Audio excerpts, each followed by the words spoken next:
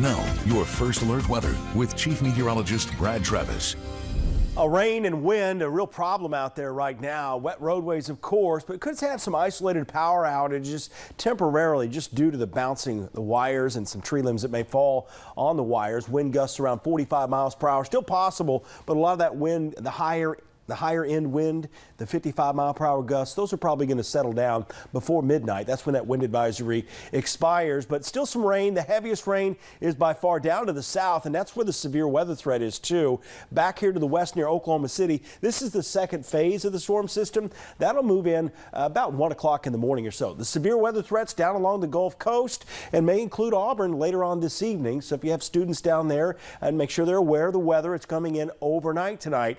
And I will tell you, I've heard from several travelers on I-65 South heading down to the Gulf Coast for the weekend, first weekend of spring break for some of you.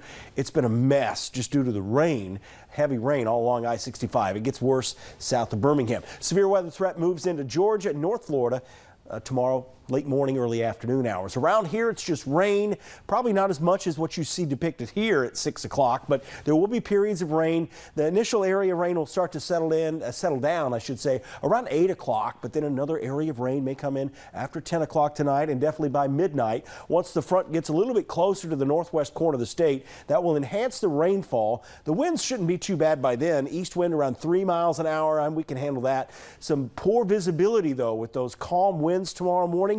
We're going to have a lot of cloud cover out there too. It's just going to be cloudy and cool and getting cooler throughout the entire day. So here's a look at the afternoon hours. The wind starts to pick up just before noon. Northwest at 14. Our temperatures will be in the 50s. A spotty shower here and there. Some drizzle also a possibility. So it's going to be one of those kind of days. 50 in Pulaski at 3 o'clock in the afternoon. So not what you'd expect here this far into the month of March, and definitely for your first weekend of spring break if you're on spring break this weekend. Here's a look at your daily planner. Saturday, clouds, a few showers through 11 a.m., but the temperature's dropping throughout the day. We change our clocks tomorrow night into Saturday morning. Sunday morning, I should say, and then Sunday just will fly by. Rain chances, again, 30% for tomorrow morning. We finally dry out. We'll see some sunshine Sunday, and along with that, more pollen. The pollen count's going to get extreme early next week. The weather is going to get a lot nicer, too. We will begin to dry out. Here's your 10-day forecast. Huntsville Havoc in town tonight and tomorrow night. Again, we change our clocks Sunday morning. 57 for the high. A much better day Sunday. Again, the 63 Saturday is in the morning.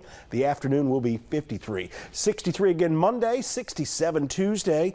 Wednesday looks good, so much of next week looks very, very nice. Our next weather maker, we're going to have to watch this one Thursday into Friday for the potential for a few stronger storms out there. We'll be watching that throughout the weekend, and we'll be keeping you up to date on that. But overall, maybe a frost early Monday morning, but that's it for the really cold weather. No signs of a freeze just yet.